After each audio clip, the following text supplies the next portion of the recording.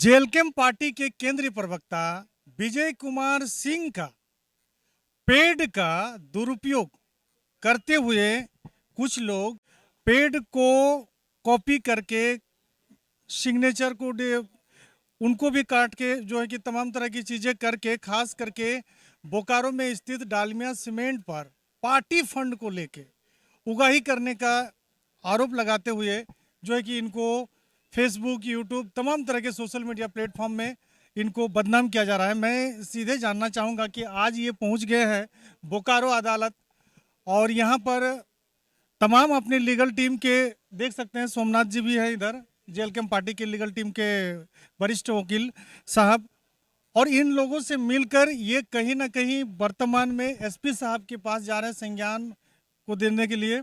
जी विजय दा, क्या है मामला, जरा सबको बताइए। देखिए एक चिट्ठी वायरल हो रहा था जो कि फर्जी चिट्ठी है। मेरे लेटर पैड को स्कैन करके उसका जो बीच का जो मैटर होता है उसको हटा करके नया मैटर कथित तौर पर डालमिया सीमेंट के नाम से एक चिट्ठी उस पर लिख दिया जाता है और ये कहा जाता है कि पार्टी फंड में कंट्रीब्यूट कीजिए पार्टी को मजबूत करने के लिए, और मेरे हवाले से वो जारी करने का ऐसा दावा किया गया है। लेकिन समस्या ये है कि साइबर क्राइम अगर इस ढंग से लोग करेंगे जिससे लोगों की छवि खराब होती है, पार्टी के जिम्मेवार पद पर बैठे हुए हम लोग के जैसे लोग चुप नहीं रह सकते थे।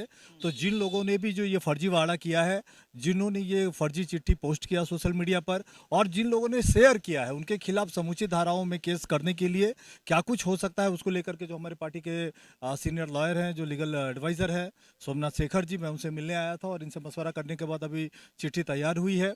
अभी हम लोग उस चिट्ठी को जो बोकारो के एसपी हैं मनोज सरगियारी जी, उनसे हम मिलने जा रहे हैं और उसके बाद हम लोग एक सीपी केस भी करेंगे इसी मैटर पर।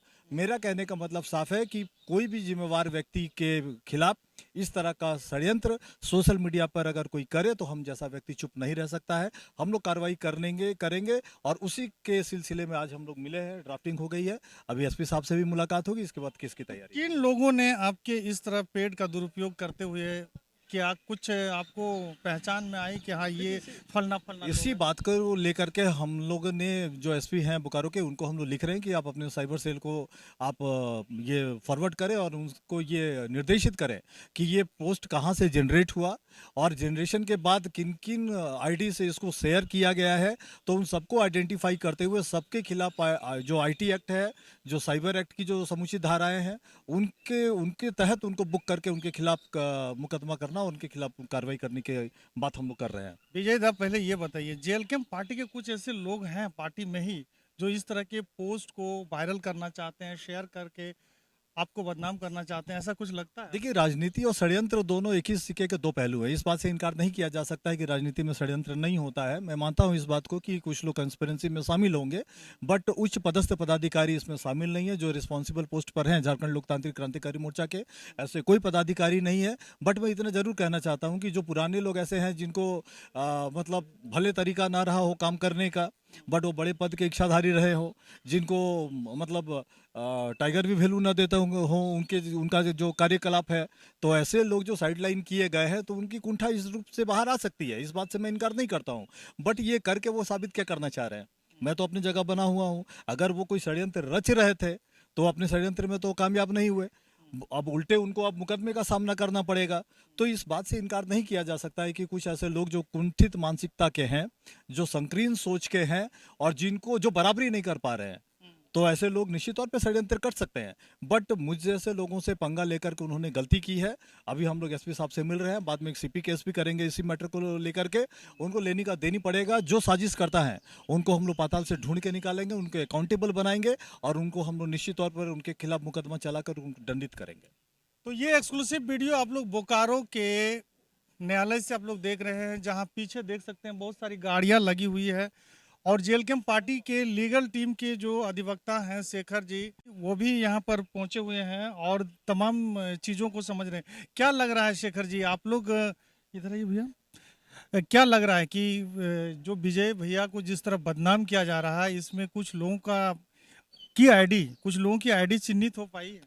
अभी तो ये जांच का विषय है और आए थे हमारे पास और हम लोग इसमें देख रहे हैं, बहुत हम लोग चिंतन विषय कर रहे हैं कि बहुत बड़ा एलिगेशन लग गया है पार्टी का बदनाम करने के लिए। तो इसीलिए सेल में हम लोग ये लिख के दे रहे हैं कि दूध का दूध पानी का पानी हो जाएगा। तो इस तरह की जो हरकत करता है उसके लिए क्या सजा का प्रावधान है, कानूनी कार्रवाई क्या है?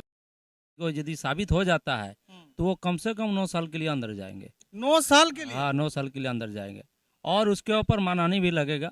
और उस कहीं पर किसी भी कोना में रहे, पुलिस उस तरह उसको नहीं छोड़ेगा, क्योंकि इस तरह अपराध बड़े अपराध माना जाता है कि किसी का साइन करके सिग्नेचर करके यदि कोई चीटिंग करेगा तो ये बहुत बड़ा अपराध है।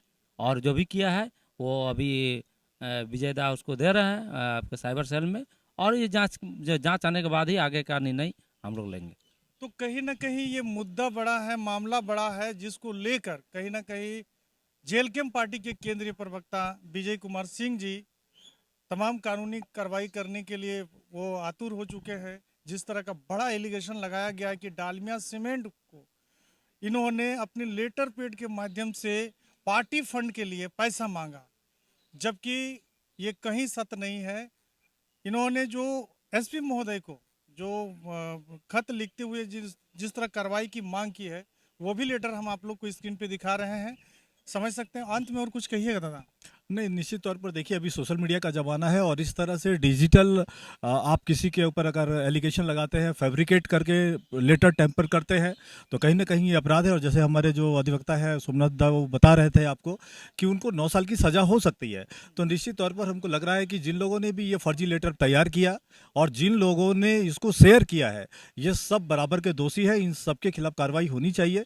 बट एक बात मैं और भी कहना चाहता हूँ कि इस तरह की जो चीज़ें हैं और जिस ढंग से इसका प्रसार हो रहा है, लोग टारगेट कर रहे हैं सोशल मीडिया पे, तो कुछ लोगों को प्रिकॉशन भी लेने की ज़रूरत है। हम लोग भी प्रिकॉशनरी मेजर्स अपनाने जा रहे हैं और इस तरह के खत को जो हम लोग डिजिटली जो जारी कर रहे थे, अब उसमें हम लोग रद्दोबदल करेंगे, वो हार्ड कॉपी हम लोग जारी करेंगे। निश्चित तौर पर पार्टी अपने धारा पे चलेगी, अपने ढंग से काम करेगी, कोई परिवर्तन नहीं होगा। बट जो हम लोग डिजिटल जो एप्लीकेशन का यूज़ कर रहे थे, उसमें कुछ कमी आएगी, हम लोग उसको मतलब अब हार्ड कॉपी फॉर्मेट पे जाएंगे, ये परिवर्तन हम लोग करने जा रहे हैं। तो मामला को किस हिसाब से आप लोग देख रहे हैं, ये चीज़ हम आप लोगों पर छोड़ते हैं। वीडियो को लाइक कमेंट के साथ में शेयर कीजिएगा, अपना राय रखिएगा, क्योंकि आपके राय से हम मजबूत होते हैं। फिलहाल दीजिए अपने छोटे भाई को इजाज़त। जोहार, जय झारखंड।